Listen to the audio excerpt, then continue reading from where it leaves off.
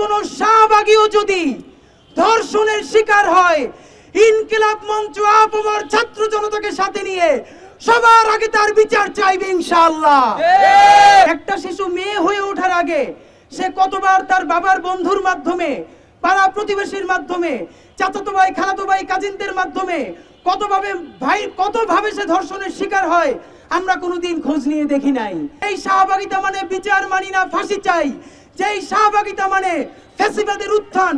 সেই কোন শাহবাগীও যদি ধর্ষণের শিকার হয়, ইনকিলাব মঞ্চ আপামর ছাত্র জনতাকে সাথে নিয়ে সবার আগে তার বিচার চাইবে ইনশাআল্লাহ। একজন আর ধর্ষণের বিচার চাইতে তাকে হিন্দু হওয়ার দরকার নাই, মুসলমান হওয়ার দরকার নাই, শাহবাগের হওয়ার দরকার নাই, শাপলার হওয়ার দরকার নাই। সে মাজলুম হয়েছে, তাকে ধর্ষণ করা হয়েছে। সুতরাং তাকে যদি কোনো মাদ্রাসার মুহতামিমও ধর্ষণ করে, সেই বদমাইশ মুহতামিমের ছিঁড়ে ফেলতে হবে ইনশাআল্লাহ। বাংলাদেশের আপামর সাধারণ জনতা, তৌহিদি জনতা, দেশপ্রেমিক তৌহিদবাদী জনতা কোনদিন কোন অন্যায়কারীকে, কোন ধর্ষককে, কোন নিপীড়ককে প্রশ্রয় দেয় না এবং দিবে না ইনশাআল্লাহ।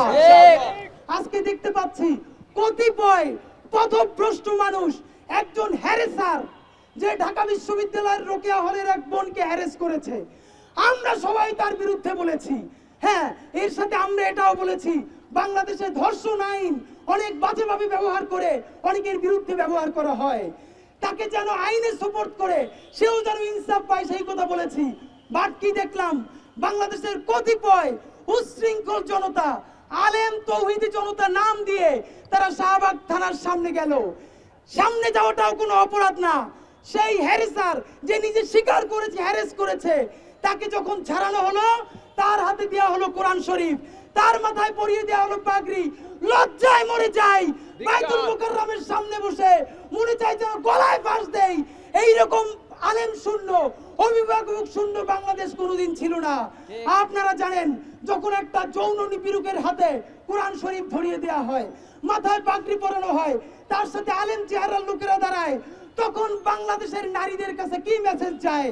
যে নিপীড়ন করে, ধর্ষণ করে, হ্যারেস করে, সেইগুলো করলেই বুঝি কোরআন শরীফ উপহার পাওয়া যায়, সেইগুলো করলেই বুঝি পাগড়ি মাথায় পাওয়া যায়।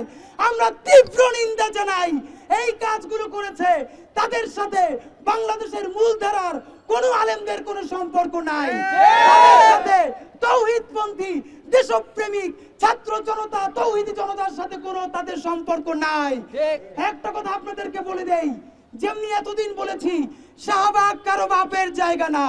আমাদের নবাবেরা যাদের মুসলিম পরিচয় নিয়ে কোনো হীনমন্যতা ছিল না, এই জমিন তাদের। শাহবাগকে আমরা কাউরে বর্গা দেই নাই। একইভাবে তৌহিদি জনতা হলাম আমরা। কারা? বাংলাদেশের সেই 90% মুসলমান যারা বাংলাদেশে হিন্দু, মুসলিম, বৌদ্ধ, খ্রিস্টান সবাইকে সবার নিরাপত্তার জন্য নিজের বুককে ঢাল বানিয়ে দেয়। তাই তৌহিদি জনতাও আমরা কোন পথভ্রষ্ট উচ্ছৃঙ্খল মানুষের কাছে এই শব্দ বর্গা দেই নাই। তৌহিদি জনতা হলো বাংলাদেশের দেশপ্রেমিক আপামর জনসাধারণ।